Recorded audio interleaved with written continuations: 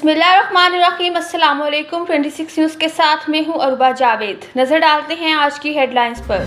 JUIF ने दावा किया कि इनकी जमात की दरख्वास्त पर आईनी पैकेज को पार्लियामेंट में पेश करने का फैसला मुलतवी कर दिया गया। पार्टी ज़राए ने मुजव्वज़ा आईनी तरमीम पर मौलाना फजलुर रहमान की जानिब से इत्तेहादी हुकूमत को हिमायत का यकीन दिलाने की अफवाहों को मुस्तरद कर दिया है। ज़राए का मजीद कहना था कि आईनी तरमीम की मुखालफत करने के मौक़िफ़ में तब्दीली नहीं आई और इसे मुतनाज़ मामला करार दिया जाए। JUIF के ज़राए का कहना था कि मौलाना फजलुर रहमान के मुतालबे पर हुकूमत ने तरमीम को मुलतवी करने पर इत्तेफाक किया। अब इस मामले को शंघाई ताउन तंजीम SCO समिट के बाद देखा जाएगा। मौलाना फजलुर रहमान ने पीर को फलस्तीन से इजहार यकजहती के लिए मुनक्किद कसीरुल जमाती कॉन्फ्रेंस सदर और वज़ीर-ए-आज़म की दावत पर शिरकत की थी, जिसमें इत्तेहादी जमातों के साथ साथ मुलाकात भी की गई। इसके बाद क्या सराहियां की जा रही थी कि सरबराह JUIF हुकूमत की हिमायत करने पर राजी हैं। ताहम पार्टी तर्जुमान ने बताया कि इन रिपोर्ट्स में कोई सच्चाई नहीं है, जबकि अंदरूनी ज़राए ने तरमीम को मुतनाज़े करार देते हुए कहा कि JUIF के सरबराह मौजूदा हालात में हिमायत नहीं करेंगे।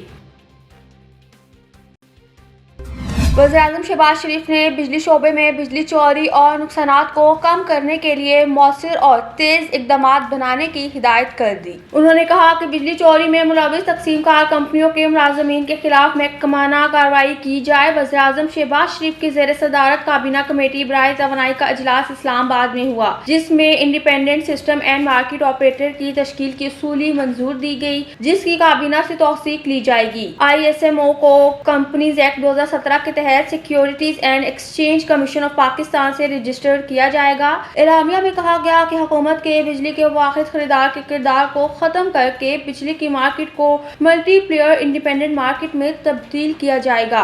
इस अदालत के जरिए पाकिस्तान में बिजली की एक मौसर और शफाफ मुसाबकती मार्केट कायम की जाएगी। एलामिया के मुताबिक सार्फिन को तकसीमकार कंपनियों के अलावा दीगर सप्लायर से बिजली खरीदने की सहूलत फराहम हो सकेगी, जबकि कम से कम लागत की बिजली की पैदावार और तहसील के निज़ाम के लिए तवील मुद्दती मंसूबा बंदी की जा सकेगी। इस इक़दाम से गर्दशी कर्जे और बिजली के नरखों में खातिर ख्वाह कमी वाक़ई होगी, जबकि ISMO के बोर्ड में बिजली के शोबे के माहिरीन की शमूलियत यकीनी बनाई जाएगी। एलामिया के मुताबिक इजलास को बिजली के शोबे के गर्दशी कर्जों पर ब्रीफिंग भी दी गई।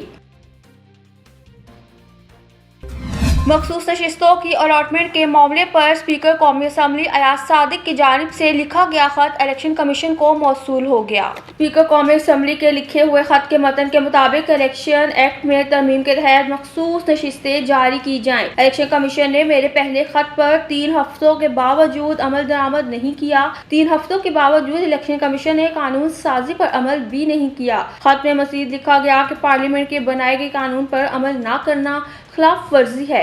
बगैर किसी ताखीर के इलेक्शन कमीशन मखसूस नशिस्तों पर तरमीम के तहत कानून पर अमल करे। वाज़ेह रहे कि यह मामला इस वक्त सामने आया जब पार्लियामेंट ने हालिया तरमीम मंजूर की, लेकिन इलेक्शन कमीशन ने अभी तक इन पर अमल दरामद नहीं किया।